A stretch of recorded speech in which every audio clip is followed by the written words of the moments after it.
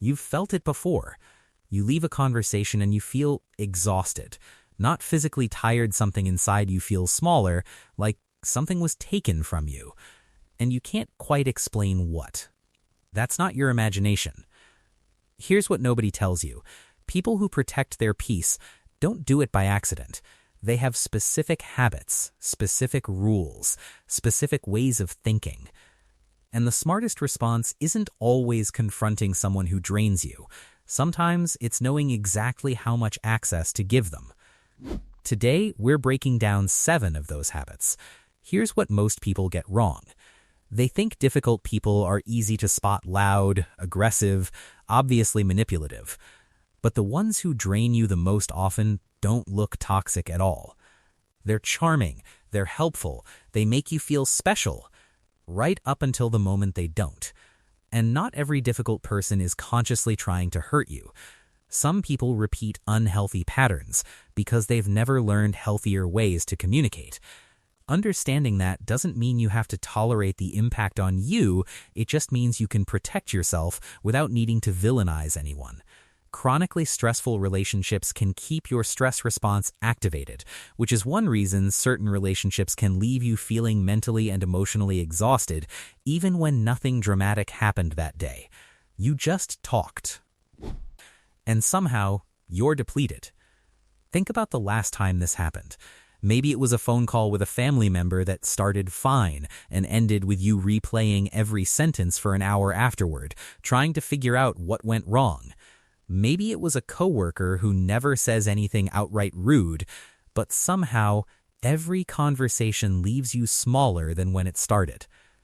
Maybe it's a friend you love, but you've started noticing you check the time more when they're talking, waiting for the conversation to end. None of that makes you dramatic. It makes you someone who's picking up on something real, even if you haven't put words to it yet. Emotionally intelligent people have learned consciously or unconsciously how to reduce how often that happens to them.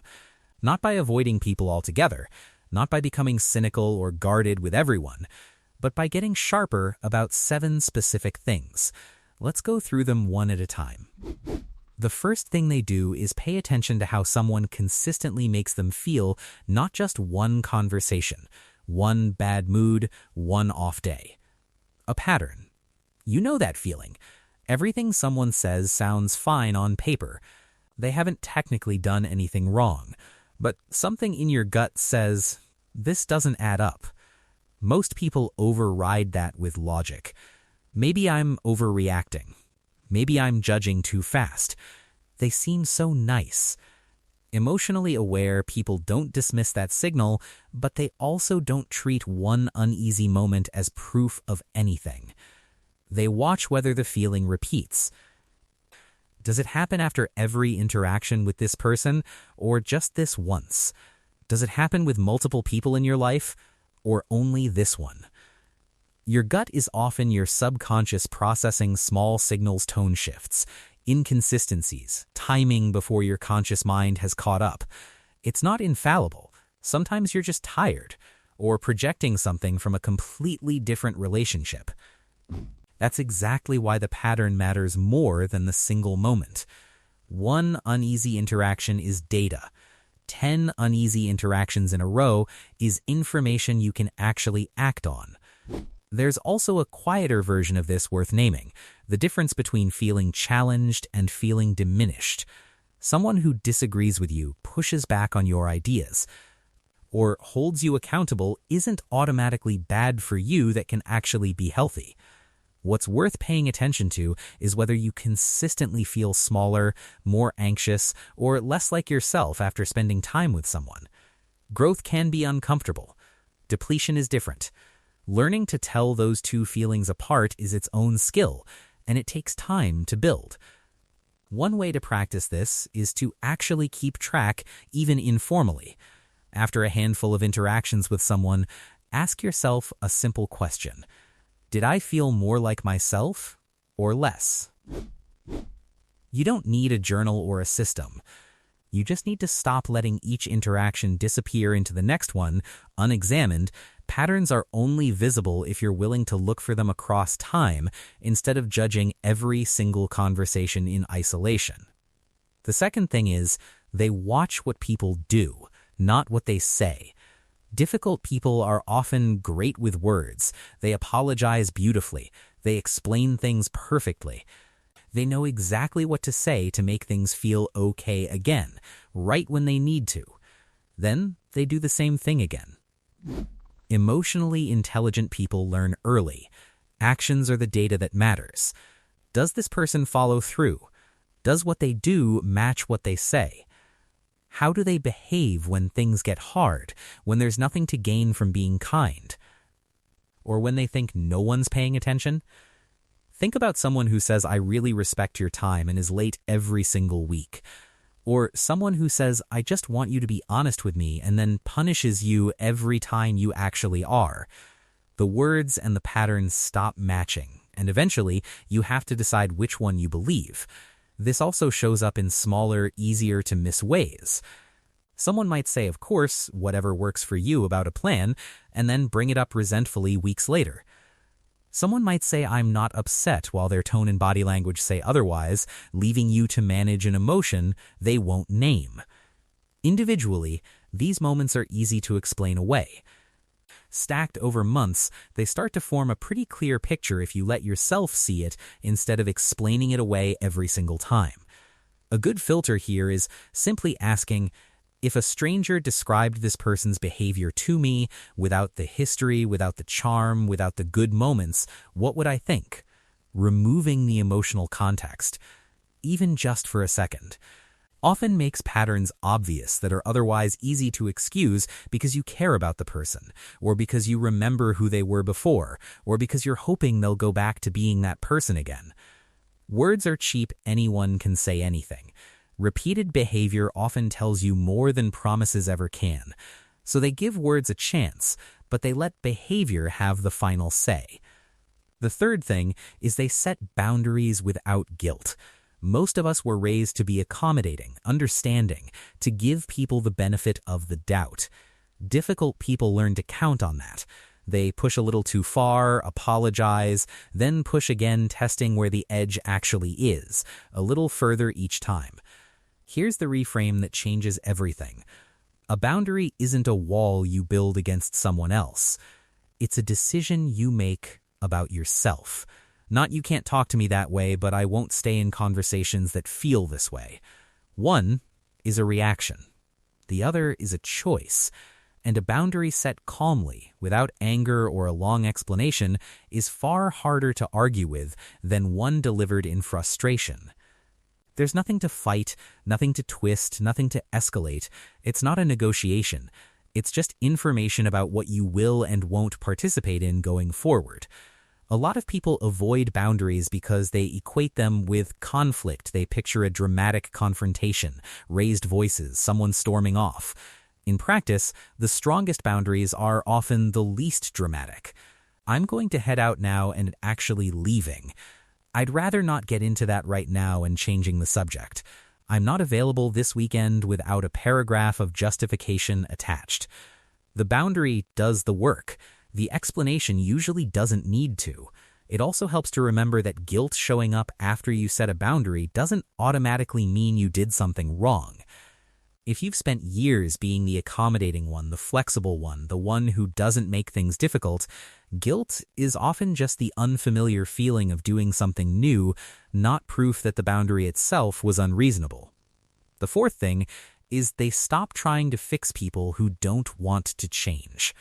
This one hurts, because if you're the kind of person who cares deeply, you probably believe people can change that. If you're just patient enough, explain it well enough, love them enough, they'll come around. But understanding why someone behaves badly doesn't mean you have to tolerate the behavior. Change requires the other person to actually want it. You can't want someone's growth more than they want it themselves, no matter how much you love them. No matter how clearly you can see what they're capable of, Trying anyway doesn't usually change them. It tends to change you. You get smaller, more anxious, more exhausted, more likely to question your own read on reality. You start rehearsing conversations in your head. You start walking on eggshells around someone you're supposed to feel safe with. There's a specific trap worth naming here: mistaking someone's potential for their actual behavior. You fall for who they could be, who they are in their best moments, who they promise to become, and you end up managing a relationship with that version of them instead of the one actually in front of you. Emotionally intelligent people learn to respond to the person as they actually behave, consistently, rather than the person they say they're working on becoming. A useful question here is, has this actually gotten better over the last 6 months, or have I just gotten better at tolerating it? Those feel similar in the moment, but they lead to very different places. One means the relationship is genuinely improving. The other just means your threshold has quietly been lowered without you noticing. That's not coldness. You can care about someone and still choose not to be worn down by them. Both things can be true at once. The fifth thing is they understand the gray rock method and its limits. Gray rock isn't about manipulating someone back. It's about reducing unnecessary emotional engagement when you can't simply remove the person from your life: a difficult coworker, a co-parent, certain family situations you can't just walk away from overnight. The idea, when someone is feeding off reaction, your anger, your tears, your frustration, you become less reactive. Flat, neutral, brief answers, calm tone, no long explanations, no emotional arguing. You stop giving them anything interesting to work with. The general idea behind gray rock is that people who thrive on provoking a reaction tend to lose interest when there's nothing to react to. It's not a guaranteed fix for every relationship, and it's not meant to replace boundaries or where needed. Real distance, but as a way to conserve your energy in situations you genuinely can't fully exit, it's a useful tool to have. It's worth being honest that gray rock isn't meant to be a permanent way to live. It's a short-term strategy for a specific situation, not a substitute for genuine connection in the relationships that actually deserve your energy. Used well, it buys you calm in an unavoidable interaction. Used as a lifestyle, it just leaves you emotionally shut down everywhere, including with people who never earned that distance in the first place. The sixth thing is they protect their inner circle, not because they're cold or distrustful, because they understand that you tend to absorb the emotional patterns of the people closest to you. This is sometimes described as emotional contagion. Stress, anxiety, and chaos can spread between people without either person fully noticing it happening. Over time, the people closest to you shape what feels normal to you, what counts as an acceptable way to be spoken to, how conflict is supposed to feel, how much chaos you've quietly learned to tolerate. So emotionally intelligent people limit access. There's an outer circle people they're polite and pleasant with, coworkers, acquaintances, people they enjoy in small doses. And there's an inner circle, built slowly through consistency and trust over time, tested in small moments long before anything big is ever shared. One practical way this shows up: notice how you feel in the hours after you're with someone, not just during. Some people leave you energized, calmer, more like yourself. Others leave a kind of residue, low-grade irritability, a shorter fuse with everyone else in your day, a heaviness you can't quite trace back to anything specific. That residue is information about how much closer you actually want to let that person get. It's also worth remembering that circles aren't permanent. Someone doesn't have to stay in the outer circle forever, and someone in the inner circle doesn't automatically stay there no matter what happens. Emotionally intelligent people keep adjusting based on current behavior, not old history or good intentions. Access can be earned back. It just has to actually be earned, not just requested. They don't close themselves off from the world. They just don't hand out the key to their peace easily, and they don't feel guilty about that. The seventh thing, and this is the hardest one, is they know when an explanation is enough and when distance is healthier. When people decide to pull back from a draining relationship, they often feel they owe a full explanation, the big conversation, the closure, making the other person understand exactly why. But with someone who isn't listening to understand, only listening to respond, to find the crack, to find the emotional lever, that explanation rarely lands the way you hope it will. This pattern has a name: jade, justify, argue, defend, explain, and with people who aren't operating in good faith, it often backfires, leaving you the one apologizing when you came to leave. The healthier version isn't disappear without a word. It's state one clear boundary. Once, don't get pulled into endless relitigating. Stop trying to prove your side. Let distance grow. When the same pattern keeps repeating anyway, this looks different depending on the relationship. With a coworker, it might just mean shorter, more neutral replies and less small talk. With a friend, it might mean fewer plans, shorter calls, less sharing of the things that matter most to you. With family, it might mean showing up for what you choose to show up for and quietly stepping back from the rest. None of it requires a dramatic final conversation.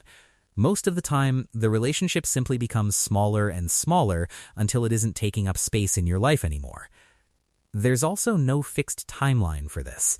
For some relationships, distance happens over a single conversation. For others, especially family, especially long friendships, it happens gradually, over months, sometimes without either person naming it directly. Both are valid. The goal was never the speed of the exit. It was making sure you weren't spending your energy somewhere it wasn't being respected. You don't owe anyone an unlimited explanation for choosing your own peace.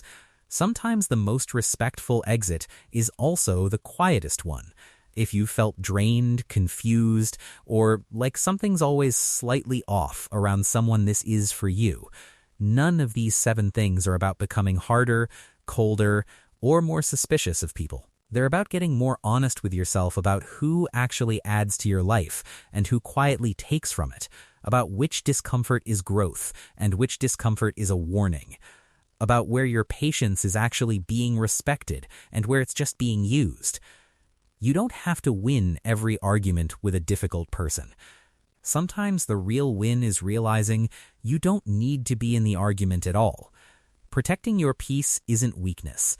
It's knowing where your energy actually deserves to go. If this video helped you understand someone in your life a little differently, subscribe for more psychology-based insights.